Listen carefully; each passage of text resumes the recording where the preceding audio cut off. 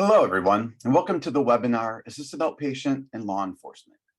Today's event is part of a series of webinars hosted by the Center for Behavioral Health and Justice at the Wayne State University School of Social Work as part of the development of an assisted outpatient treatment toolkit.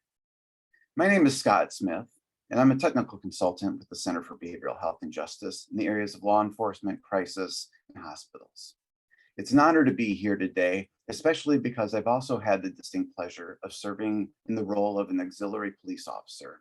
So I have some taste of what it's like to be on the job. And my mental health background plus that experience makes me really excited about what we're going to be able to discuss today. As we begin the event today, I'd like to start with a few housekeeping items.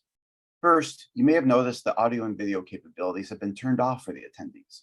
We do this not to limit your participation, but to limit distractions throughout the event, and we appreciate your understanding. Secondly, the chat feature has also been disabled.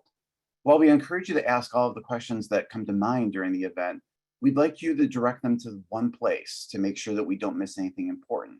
You should be able to see a Q&A chat box. Please enter your questions there. And at any time, we're going to be recording all of your different questions and doing our best to try to get as many of them answered as possible. In the event that we don't have time to get through all of your questions, please know that we're going to share them with our larger assisted outpatient treatment work group. And based on the feedback given, we may make adjustments or additions to the online toolkit. So please share your questions. Next slide. As we begin, it's also important that we have a shared understanding about what assisted outpatient treatment is. AOT, also known as Kevin's Law in Michigan, is a legal mechanism for providing treatment to people with severe or serious mental illness while enabling them to remain in the community. We recognize that some people in our communities living with serious mental illness do not adhere to recommended treatment for a variety of reasons, all of which can increase the risk for suicide and self-harm, violence, substance misuse, insecure housing, and higher rates of hospitalization and incarceration. Through civil court order, assisted outpatient treatment, also known as AOT, compels the recipient to receive treatment and commits the public mental health system to monitor and provide the treatment, with the goal of preventing the individual's condition from worsening and helping them to live their best life. Now, AOT isn't the only solution to addressing unmet mental health needs in our communities. However, it's a valuable tool, and we hope to share information with you today that helps you better understand the process and the important role that law enforcement can play. Next slide. After my brief presentation, I will hand it over to retired Deputy Chief Jim Grafton from the Battle Creek Police Department, who, after 30 years serving the Battle Creek Police Department, went on to work in his current role at Summit Point, the community mental health provider in Calhoun County, where he's responsible for being the co-coordinator of their CIT, or Crisis Intervention Team. And after we hear from Chief Grafton, we will hear from Sergeant Greg Howard, who's been with the Genesee County Sheriff's Office in Flint for over a decade, having worked corrections, patrol, and now is in a unique position as a liaison for officers contracted with Genesee Health System Community Mental Health over the last 5 years. Sergeant Howard spends half his time working as a co-response officer, which pairs a certified police officer with a master's level mental health clinician to respond to the mental health calls for service in the community. He and his co-response partner also put on 40-hour CIT trainings for police officers within Genesee County.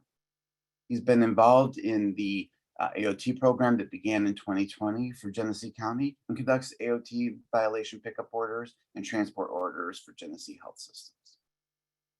Next slide, please. I will now talk about why AOT matters to law enforcement.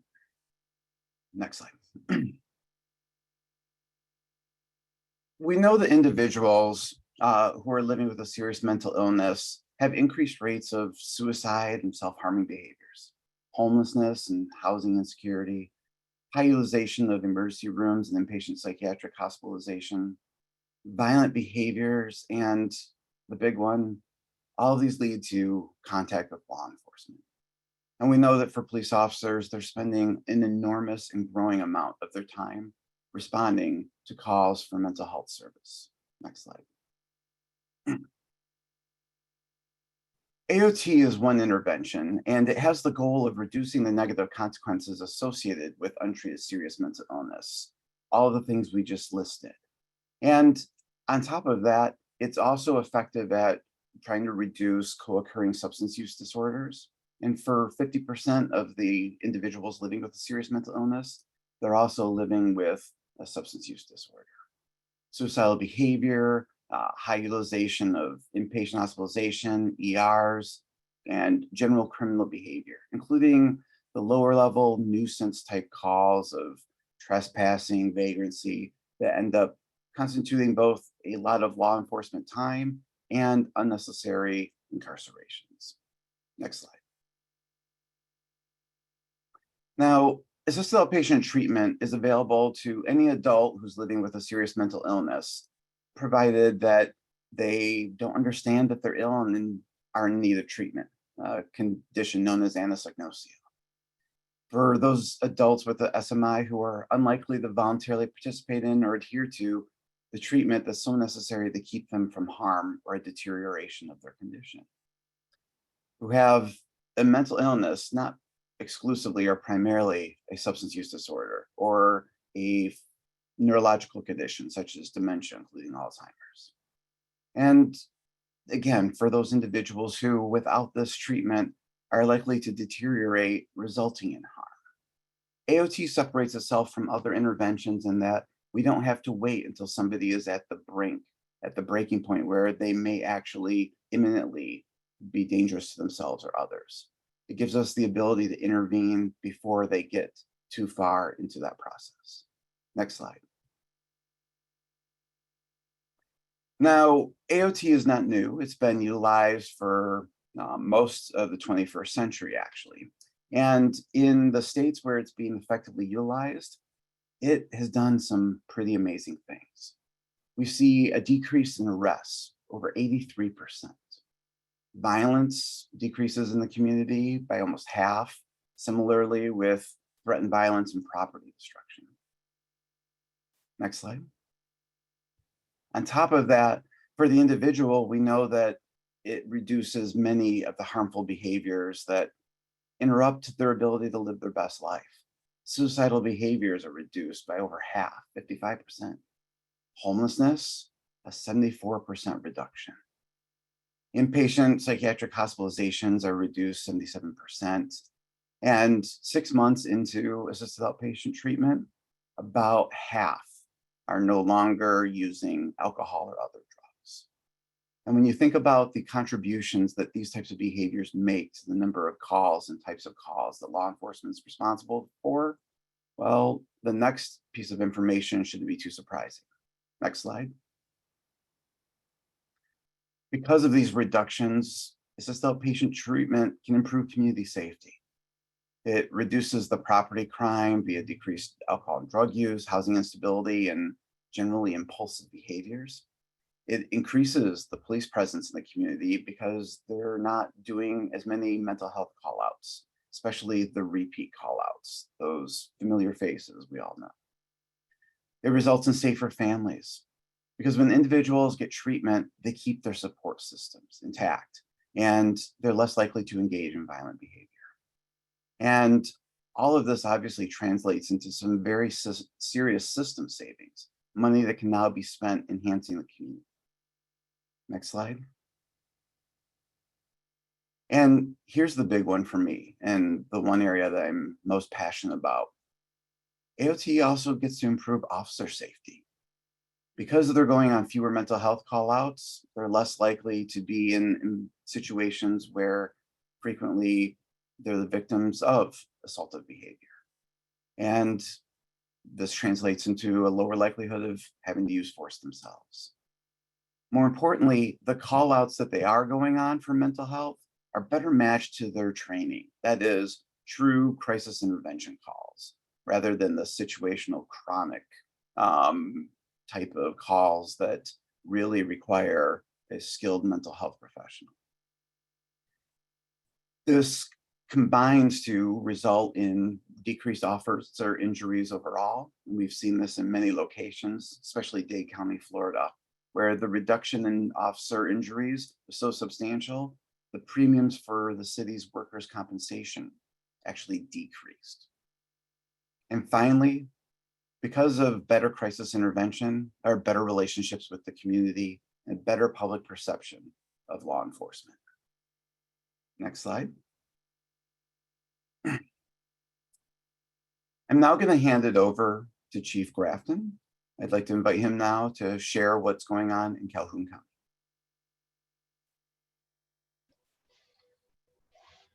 Hey, good morning, everybody. Thank you for having me.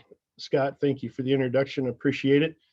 Interesting piece of information that you just provided there at the end, referenced Dade County, Florida, with the premiums going down. I did not know that.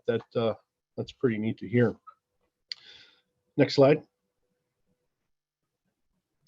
So I just want to give you a brief overview of our Calhoun County AOT team here in Battle Creek, Michigan, and just tell you a little bit about our collaboration and the partners that we work with and how we came about. So I will tell you that, as Scott stated in the introduction, after 30 years in law enforcement, I retired in September of 2021. Prior to retirement, for the last 5 years of my career as a deputy chief, I did oversee what's called our crisis intervention team unit, and we trained 124 officers throughout Calhoun County during that time. We're pretty proud of that. And one of the things that Scott stated also towards the end that I'm very passionate about as well is what CIT AOT does provide, and that is the individual safety, the officer safety, and the safety of the community. Those are really important to us. And I will say that we are still learning. When I say we, I still consider myself law enforcement. That's the perspective that I bring to this position. And, you know, we continue to educate our folks about what AOT is, who oversees AOT. And a lot of them really didn't even know that the AOT is the court-ordered oversight of the individuals on a mental health treatment plan. These services are provided in an outpatient setting as an alternative to the inpatient psychiatric hospitalization. This program is really designed for adults over the age of 18 who require that additional support to engage in mental health services. But they're also out in the community, and that's where our team, we have a team of 5 that exists right now. It was implemented in 2020 here at Summit Point. It includes 1 recovery coach, 1 peer support coach, has a healthcare advocate, and then 2 case managers. I'm considered a liaison between the AOT team and those individuals on the orders. Our AOT orders range anywhere between 45 and 30, if you will, at any given time here in Calhoun County. What my primary responsibility is to track the contacts of law enforcement of those individuals on the AOT orders. And I do that on a weekly or bi-weekly basis. And I will get into the records management systems here in Calhoun County and look through. We have 7 different law enforcement agencies here in Calhoun County, and I will just kind of sift through their reports to see if there have been any contacts of those individuals currently on AOT with those law enforcement agencies. If there are any contacts whatsoever, I just document them and then I report back to the AOT team so that they can have that information going forward.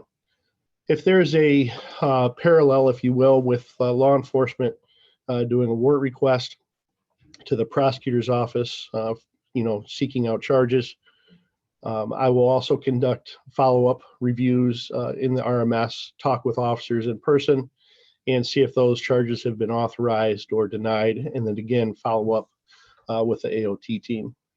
So they do a really good job of taking that information, utilizing it, and having conversations with those individuals and helping them walk through the process, if you will. We also implemented not too long ago a jail team. We have what's called a boundary spanner. We have a case manager, and we also have a recovery coach that monitor folks that are exiting our local jail here in Calhoun County. These folks will meet with the individuals that are being released from the county jail for whatever reason, whether they've been, they did their time, they went through the court process and they were acquitted or they're bonded out. These folks make contact with the individuals, and if there's anybody on an AOT order, they would let us know. And again, those communications and contacts take place just to give a better insight to the AOT team in how their folks are doing. So it talks about the collaboration, the partners with CIT training and with dispatch. Here in Calhoun County, we've trained 26 dispatchers in a 8-hour block of crisis intervention training. Again, we partner internally with our teams here, the jail team, the AOT team, the CIT team. And we also collaborate and partner with our local hospitals, Bronson, Battle Creek, and Oaklawn, and of course, folks here in Summit Point. So when we talk about clinicians and law enforcement, non-law enforcement people, I will tell you that in the past, there has been a struggle in that relationship. You know, when I came up through the ranks, it was, I don't know, for lack of better words, it was just we definitely weren't on the same page. There was a lot of history there that, you know, they were trying to push, or we thought that they were trying to push their job on us, and they thought we were trying to push our job onto them. A lot of frustration. Again, in 2017, when we started the CIT training, it really started to bridge that gap and develop our relationship to the point where now it's really good. Our law enforcement officers, our chiefs of police, all are part of our bigger group, the stakeholder group for CIT and our AOT team. So we're happy with where we're at, but we still have a lot of education to do. And when I talk about the education, a lot of that takes place in real time out on the street. Officers still struggle with understanding what orders could be put in place, some that are continuing orders that may not have a judge's signature on it. Some of the other orders that we have are, you know, the supported documentation is there as well, but we're still educating the officers in how to affect the order and, you know, understand where they need to go and to get them to the hospital for an assessment. In the past year, myself and a couple of the AOT team members did create a cheat sheet for Calhoun County law enforcement. And it's, you know, a 3x5 card that they can put in their front pocket. And it helps them understand, or at least, you know, something that they could go to look at in real time, again, out on the street, to understand what the order is, how long the order is in effect, and what supporting documents will be there. Those were handed out about 6 months ago, and the officers have those on their person, again, just to help them understand what the orders are. Next slide. Some of the common concerns for law enforcement, as I just kind of referenced to, not having information on the person. So, you know, dispatch may inform a couple of officers respond to a certain address or certain location for a court order, and they may not have that court order on them. They may not understand exactly what the AOT person, case manager, is trying to accomplish at that time. It's easy for the officers to understand a petition, right? When they take somebody into protective custody because of that individual's behavior, because of some of the statements they may have said. They may be suicidal, homicidal. They may be showing signs of unintentional risks. Those are the easy ones for the officers. It's the AOT orders and the other orders that are in place that officers struggle with. And again, we just continue to educate them in real time, and then, you know, informally, other discussions, and then formally when we have meetings and we talk about these orders and we do some program reviews. The liability concerns I referenced to at the very beginning and Scott touched on is the officer safety. Those are the big things. Officers don't understand that sometimes these orders are in place. They do have the right to take them into protective custody under the mental health code. They can utilize the tactics that are needed to take that person into custody and get them to the appropriate assessment center. Again, when the officers see it with their own eyes and hear it with their own ears, it's much easier, and the officers are more apt to take that action needed at that time to get that person under control, into custody, into the appropriate resource center for them to get assessed. Sharing lean information for people on AOT. What that means is, and so lean, for those of you that may not know on this, lean is the National Law Enforcement Information Network. It is the computer system that is used for officers to run people to see if they have any wants, if they have any warrants, or if there's any orders. And they can also run criminal history checks when appropriate through lean. But when an officer comes across an individual and they run them through lean after having contact with them, getting their information as far as their name and their date of birth, they'll run them through lean, and sometimes the dispatcher will come back and say something along the lines of prepare to copy. And the officer will acknowledge and say go ahead, and dispatch will share that the individual has been, there is a mental health pickup order. However, and this comes out of the Michigan State Police out of Lansing. Those are entered, and however, nobody's going to pick up on it. All that does is key the officer in on that key phrase that there is a pickup order and that there is a history of serious mental illness with this individual. There may be information as far as a guardian or a phone number down at the bottom of that page for dispatch that they can relay to the officer that will help them maybe get in contact with an individual or contact somebody here at Summit Point. So one of the last things I wanted to talk about real quickly is that Summit Point created a 24-hour urgent crisis center. It's called First Step here in Calhoun County. It was opened in March of 2021. It's 24/7, and there are clinicians and recovery coaches on site that are able to assist anybody that walks in looking for help. It is also a place for our law enforcement officers to take individuals that they come in contact with out on the street. This is strictly voluntary in nature. There is no protective custody or anything like that. This is strictly voluntary, and the officers will transport individuals that want to come down here and seek out help, seek out additional resources, and go from there. We started tracking our law enforcement drop-offs in January 1st of 2022. And so I just completed the 1-year analysis, and we had 191 people dropped off by law enforcement, averages just about 16 a month.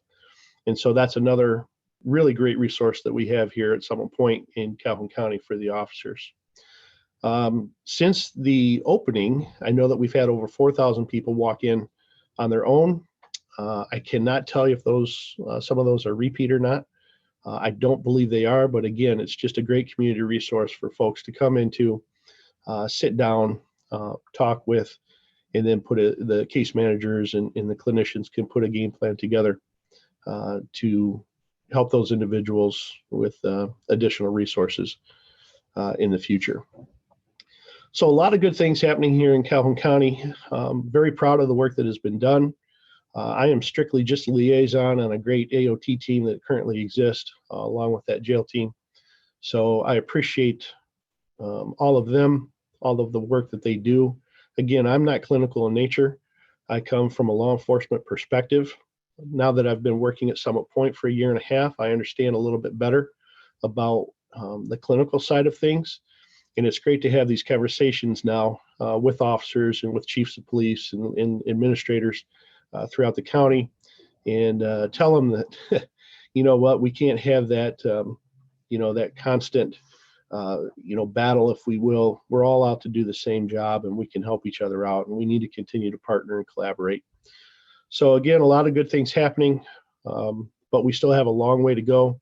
Again, we continue to educate, and work closely together in monitoring these folks on AOT. So thank you. I appreciate it. That will conclude, and I'll hand it back over to Scott.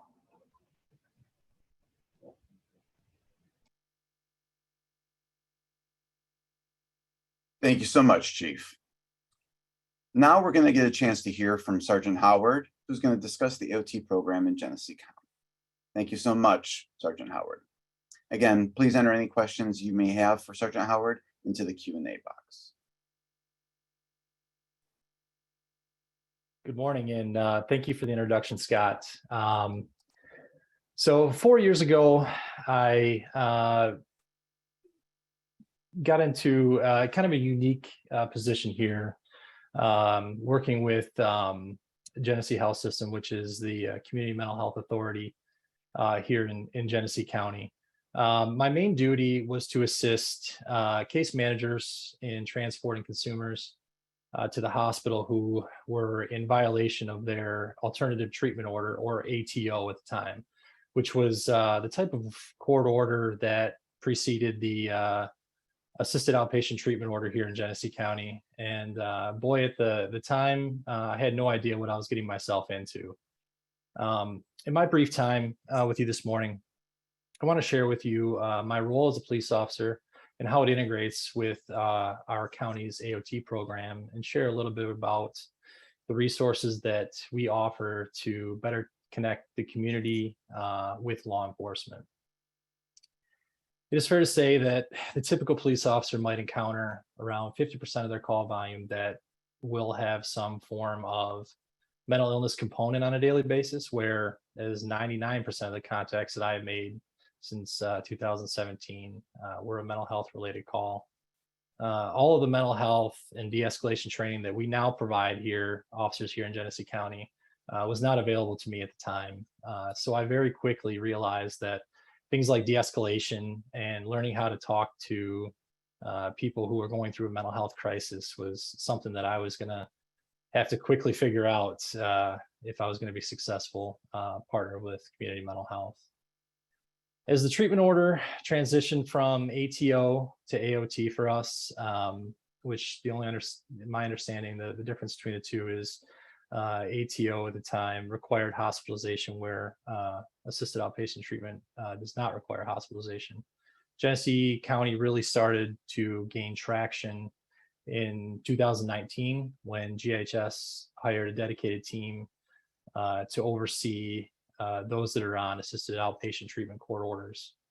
The AOT monitors here at GHS oversee an average of about 370 individuals each month that are either on an AOT or a deferral, which has grown significantly since the AOT program was established in 2019. Last year in 2022, 123 people on an AOT were booked into the Genesee County Jail. But of those 123 jail bookings, 26 of the individuals were considered quote unquote frequent flyers that had been arrested multiple times in 2022.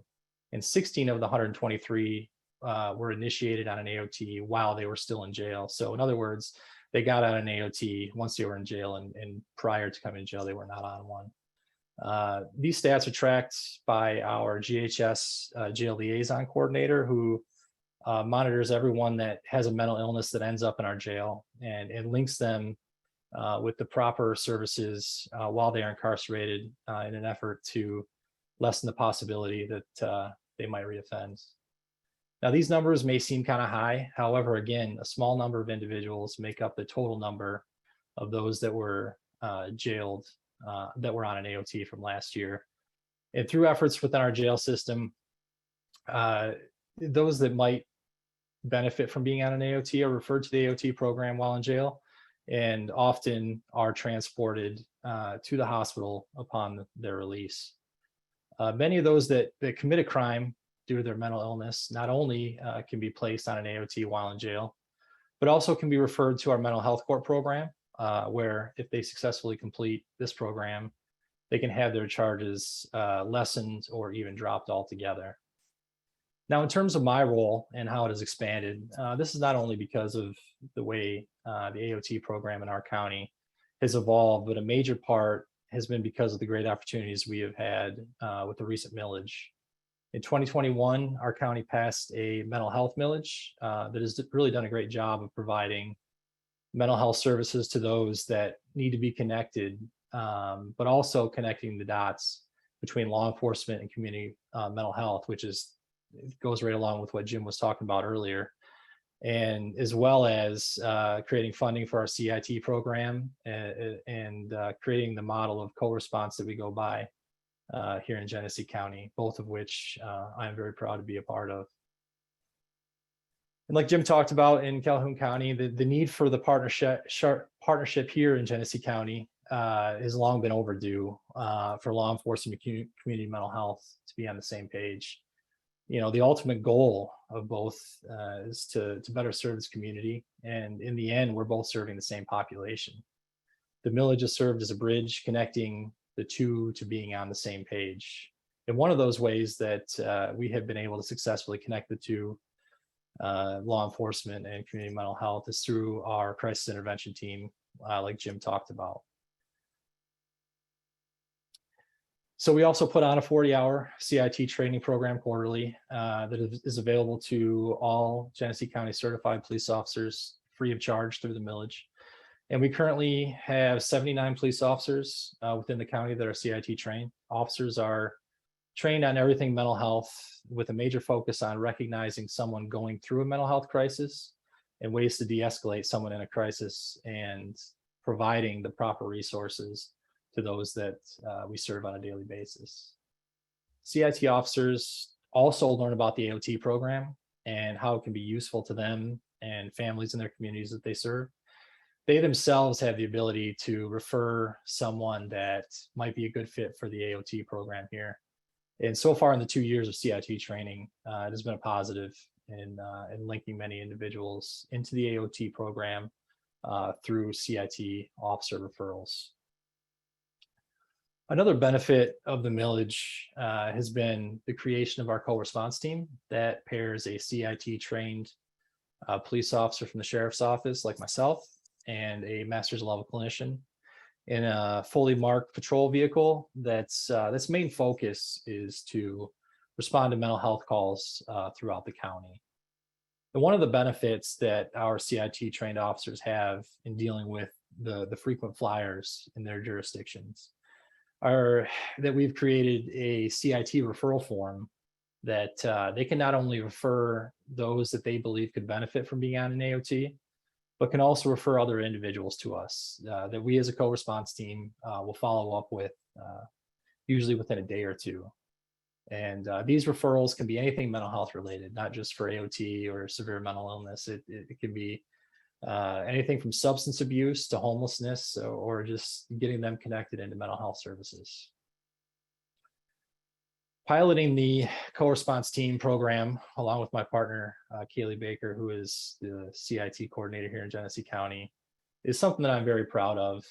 Over the past year and a half or so, the team has grown from just one car to 4, 2 sheriff sergeants and 2 master's level clinicians. And we currently consist of first and second shift car and are looking to hopefully add more here in the near future. So if anybody's interested in joining our team, we're hoping to have 24/7 coverage here in the next couple of years. Though our AOT program has had many successes, it of course has had its challenges along the way. In March 2020, like everything else in our lives, progress that had been made with AOT program in the first year had come to an unexpected halt. Case managers were no longer able to meet face-to-face with consumers. Hospitals that were already, in my opinion, overburdened by the amount of mental health patients that they see on a daily basis had become overwhelmed with the pandemic, and it left those individuals that had previously been compliant with their treatment plan, as well as those that were regularly being violated, but not quite given that opportunity to get too far gone. This left an entire population unable to get the proper level of care that was necessary, whether they wanted it or not. So I've shared with you of how our county has benefited from the use of AOT and the resources that our millage has provided us. But before I wrap up and get to questions, I have a quick story to share that can be viewed as both kind of a success and a failure within AOT. It also turned out to be a very personal one of mine. In August 2020, when things had begun to kind of slow down a bit with COVID, and AOT orders were able to be violated once again within the court system, many consumers now had gone 5 or 6 months unmedicated and off their treatment plan. And so I received my first AOT violation since before the beginning of the pandemic. And it was for someone that I had seen for my entire career up to that point, in and out of jail, go to prison, hospitalized for long periods of time, and even personally having to arrest him, as well as several times transporting him to the hospital for mental health petitions and AOT violations. This is an individual that is as violent of a person that I have ever encountered when he is not medicated properly. When he was medicated properly, he could be a very functioning member of society, and he and I had even had some very good conversations over the years when he was on the right track. So this is someone that I had a chance to see the best and the worst of. So I know this isn't the person he is always at his worst, but he requires close, consistent contact, as he didn't believe that he needed mental health medications and treatment.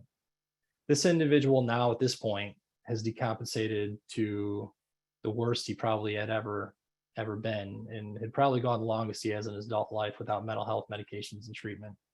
And he had become incredibly volatile and unpredictable.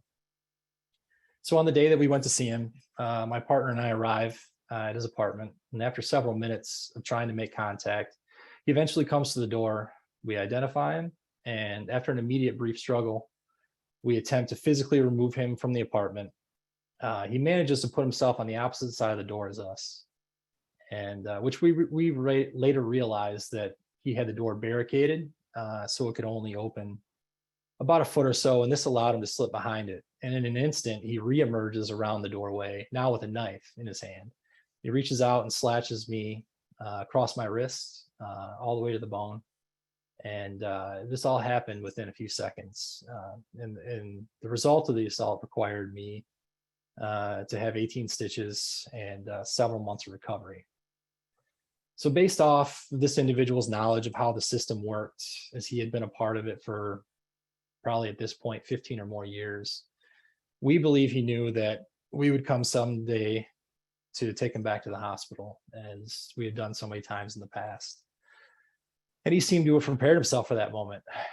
I am thankful the moment the assault occurred that the door was barricaded in such a way that we could not get in, and that he was able to flee out the back of the apartment through a window, because the situation would have no doubt ended so much worse than it already had if he would have stayed in that doorway that day. Ultimately, he was taken into custody without further incident. And thankfully, he was found quickly enough that he was not given the chance to hurt anyone else. So to me, this is a good example of how all of the progress that had been made for several years with someone on an AOT and before that being on an ATO had abruptly ended in such a short amount of time, and had undone so many years worth of progress, because ultimately he was failed by the circumstances that the pandemic had created, and he couldn't meet the level of care and attention that he needed within the mental health system, and that now as a result has landed him in prison. So looking back on the early pandemic from the rearview mirror, that was an unfortunate situation due to circumstances that none of us could have anticipated. We have since regained traction and have built on the early successes of our program, being able to help more individuals lead better lives because they are now on an AOT. To me, it shows the importance of the services that we provide within our AOT program in Genesee County, and the many individuals that it helps in preventing the next mental health crisis from happening, and ultimately can keep them out of jail, as well as long-term hospitalization in a mental health facility. So thank you for your time, and I welcome any questions or comments that anybody might have on what I've shared with you here today.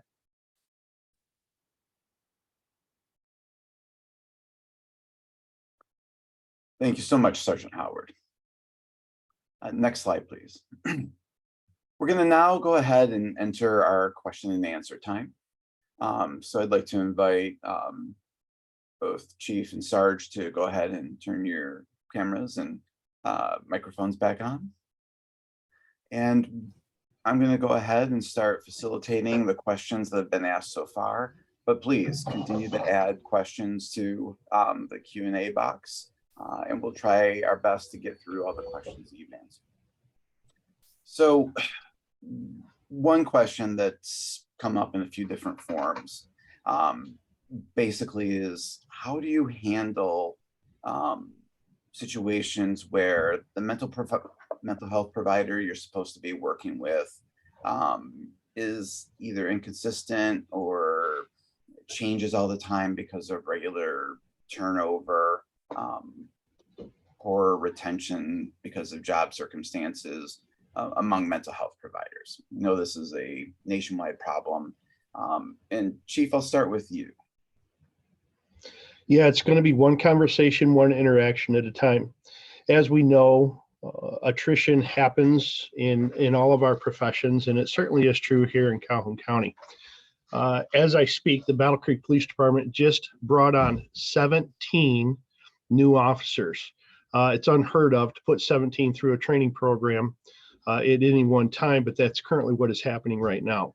We also have new clinicians that are coming on board or in the onboarding process now that are learning about law enforcement, and law enforcement's is learning about the CMH here in Calhoun County. So again, it's just one interaction at a time, one conversation at a time, and continue to educate. As long as we are respectful to each other and trying to understand where that individual is coming from, we're going to continue to grow and be better partners together. Excellent. Sarge, do you have any thing that you would add to that that you've seen in Genesee County? I think for us, prior to our millage and kind of a more organized AOT program that we've had, law enforcement didn't have the knowledge of how the process worked within the community mental health field. So I think, you know, the collaboration that we've come a long way. But I don't think we have gone long enough within our co-response team or our CIT training program to really say, to really identify any other issues that we have had. But I think we've come a long way since we've been able to have the benefits of the millage, and as well as our other law enforcement involvement. Excellent.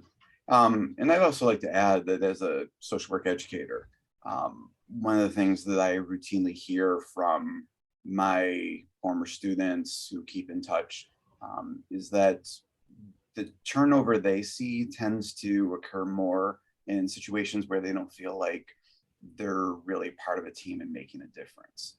And I know that in both Calhoun County and Genesee County, that close relationship with law enforcement and that sense of being part of a team is actually a great solution to employee retention on both sides, law enforcement and community mental health. So something for other counties to really consider is how those types of opportunities and experiences can really be a tool to recruit and retain employees that you're looking for.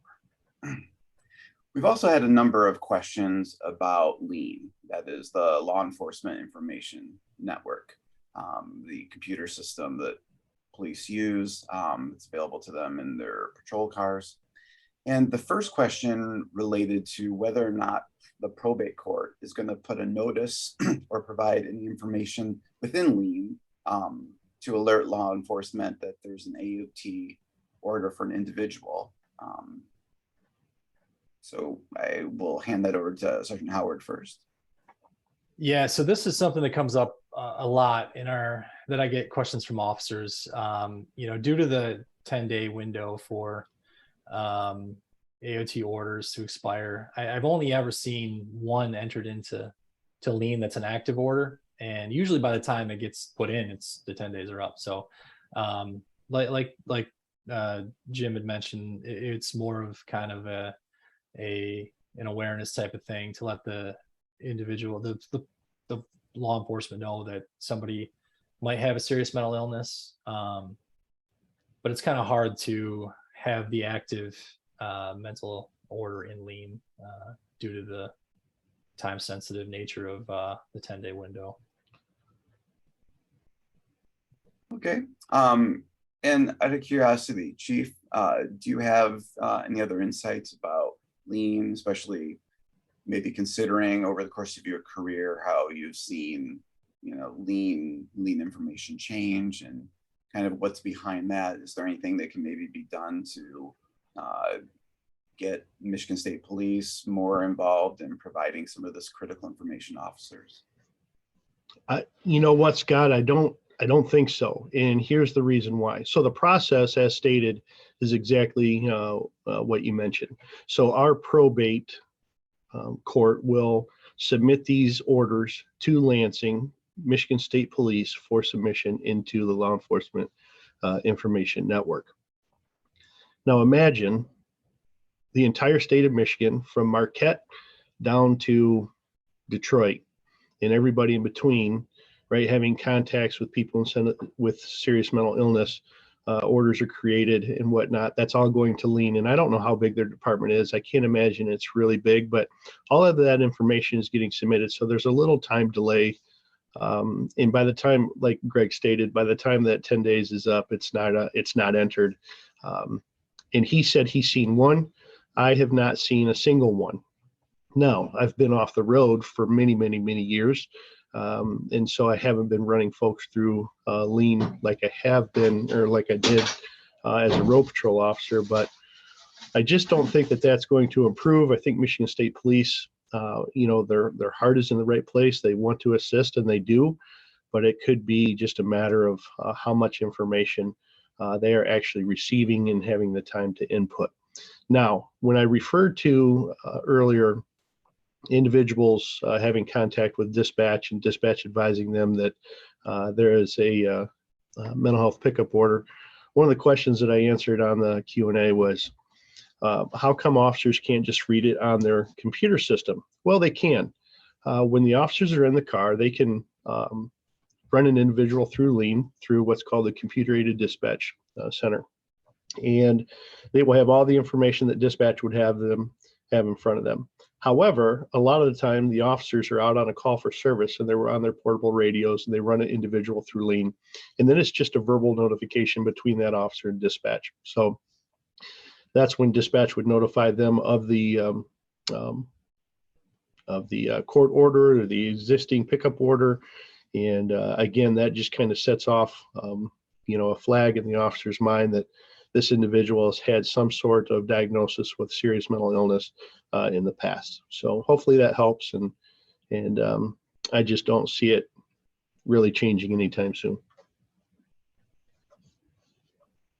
So one part of assisted outpatient treatment that is almost assured to involve law enforcement is the transport order. So for situations where an individual will not voluntarily go for an evaluation, the court may issue a transport order. And there's often a lot of concern on the part of law enforcement about the best way to really act within these orders. And there's also the pickup orders that happen, as the sergeant mentioned, when somebody is no longer adhering to their existing order. So I would love to know, starting with you, Chief, what are some tips or tactics for making the execution of a transport order go as smoothly as possible? Well, I believe it's going to be that that communication from the clinician or case manager to the officer on scene. Sometimes they're called right here to First Step, the urgent care center. Sometimes they're called to an individual's home. Oftentimes they're not called at all.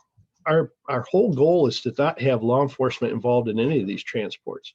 But when there is an order in place and the clinician feels that there's a safety issue, or that their behavior is erratic, or any other variable that might come into play, and they want law enforcement assistance. Law enforcement, again, has always struggled to do a mandatory transport or take somebody into custody without seeing a judge's signature.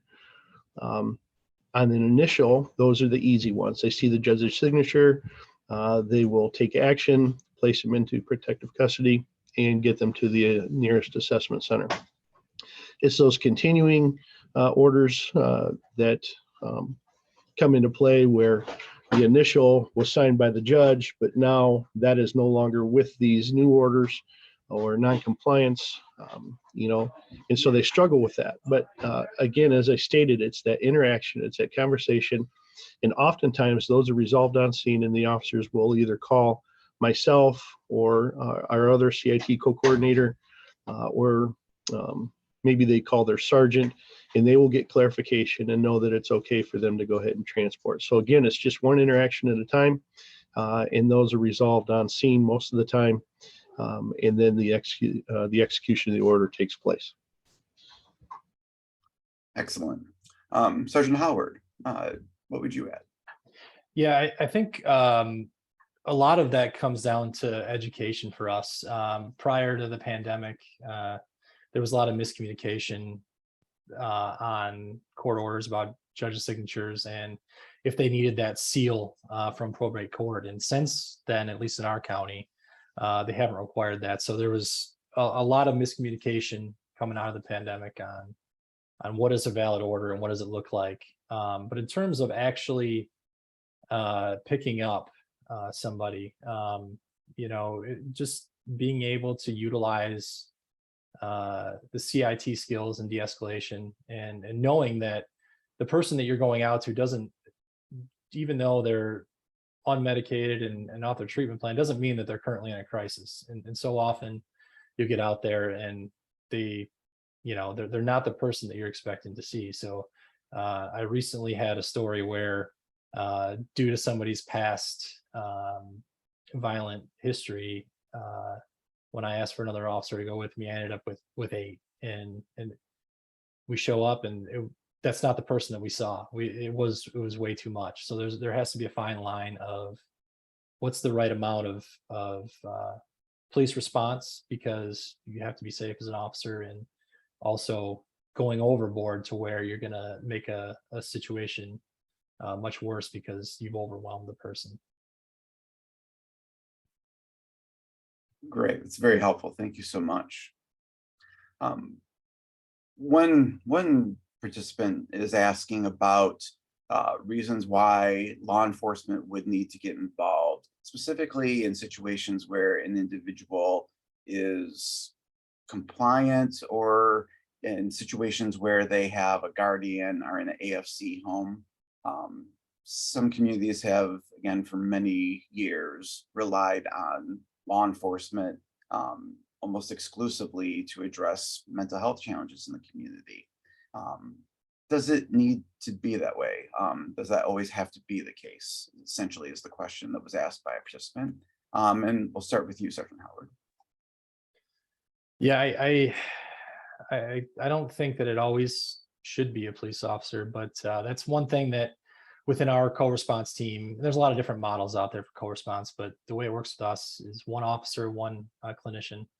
A lot of times there's situations where I take a back seat to the clinician, they take over, they handle the whole thing, depending on what the situation warrants. So, I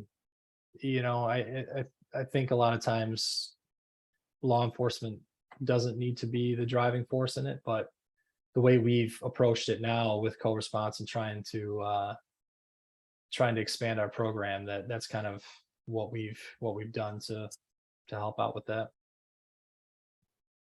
Great. And Chief Grafton, what would you add? Yeah, we don't have a co-response team here in Calhoun County.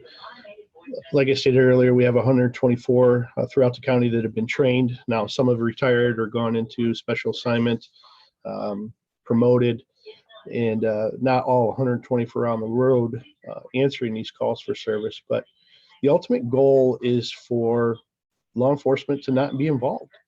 And if our case managers can successfully execute an AOT order and get people into an assessment center, that's a win for everybody. Again, they're only calling us being law enforcement, when there is some sort of safety concern. And their behaviors have escalated to a point where they're getting agitated or potentially, maybe even assaultive. So again, we're still working through this, but there's no plan in place in the near future to go to a co-response that I know of. And, we're all working through the CIT program and those continued contacts and relationships that are being built. Great. And we're getting short on time. So I want to kind of wrap up with a question that has come through from different participants in a few forums, and that is, if you wanted to get something like what's happening in Calhoun County or Genesee County going, your county is currently not doing anything like this.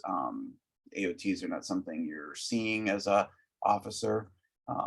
What would be some of the tips you would give to officers who might want to try to get this going in their county? And we'll start with you, Chief. Well, I guess I would ask if there's anything that's currently being done within the law enforcement of the community first and foremost. If there is some sort of behavioral health emergency training, crisis intervention team training, anything that currently exists. And if there is, then I would take that stakeholder group or somebody, a representative, the coordinator of that group, and get them talking with their local community mental health. See what can be done to implement and start this AOT program. Again, it's beneficial for the individuals. It's beneficial for law enforcement. And I just think that that's where I would start. If your current county doesn't have any type of crisis intervention team training or behavioral health training, then again, just get with your local CMH and just start asking. You could certainly, contact me, or I'm sure Greg, would be willing to talk with you as well. And we can kind of walk through that process when we have a little bit more time and see what that looks like. But that's where I would start. Great. And Sergeant Howard, would you add anything else?